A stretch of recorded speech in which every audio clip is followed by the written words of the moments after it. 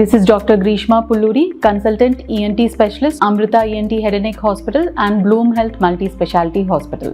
Severe vertigo అంటే room లో ఉన్నవన్నీ ఆబ్జెక్ట్స్ స్పిన్ అవ్వడము, నడిచేటప్పుడు ఒక పక్కకు పడిపోతున్నట్టు అనిపించడం, అలాంటి ఫీలింగ్ మీకుంటే దానివల్ల చాలా యాంగ్జైటీ క్రియేట్ అవుతుంది. సో ఆ సిచ్యువేషన్ లో మీరు ఏం చేయాలి అనేది నేను ఇప్పుడు చెప్తాను. సడన్ గా మీకు స్పిన్ అవ్వడం స్టార్ట్ అయినప్పుడు అండ్ మీరు ఒకరే ఇంట్లో ఉంటే ఈ బేసిక్ స్టెప్స్ ని ఫాలో అవ్వండి. ఫస్ట్ థింగ్ ఏంటంటే మీ పక్కన ఉన్న చైర్ లో కానీ బెడ్ లో కానీ ఇమీడియట్ గా కూర్చోవడం కానీ పడుకోవడం కానీ చెయ్యాలి. మీరు ఎవరినన్నా పిలవడానికి కానీ ఫోన్ కోసం వెతుకుతూ అటు ఇటు నడవడం లాంటివి చేస్తే సడన్ గా కింద పడి ఇంజురీ అయ్యే ఛాన్సెస్ ఉంటాయి. ఫస్ట్ ఒక స్టేబుల్ ప్లేస్ లో సెటిల్ అవ్వడం అనేది important. Second thing, eyes close చేసుకుంటే మీకు ఎక్కువ స్పిన్ అయినట్టుగా అనిపిస్తుంది. సో ఐస్ ఓపెన్ చేసి ఒక పర్టికులర్ ఆబ్జెక్ట్ ని ఫోకస్ చేసినప్పుడు బ్రెయిన్ పొజిషన్ ఏంటి విత్ రెస్పెక్ట్ టు సరౌండింగ్స్ అనేది అడ్జస్ట్ చేసుకుంటుంది. దానివల్ల మీకు గిడ్డినెస్ అండ్ వామిటింగ్ సెన్సేషన్ కూడా తగ్గుతుంది. సో మీ పక్కన ఎవరన్నా ఉంటే వాళ్ళని లైట్స్ ఆఫ్ చేయమని చెప్పండి. ఎక్కువ యాంగ్షియస్ గా ఫీల్ అవ్వకుండా బ్రీతింగ్ రెగ్యులేట్ చేసుకుంటే మీ గిడ్డినెస్ తొందరగా తగ్గుతుంది. ఒక్కొక్కసారి వర్టైగోతో పాటు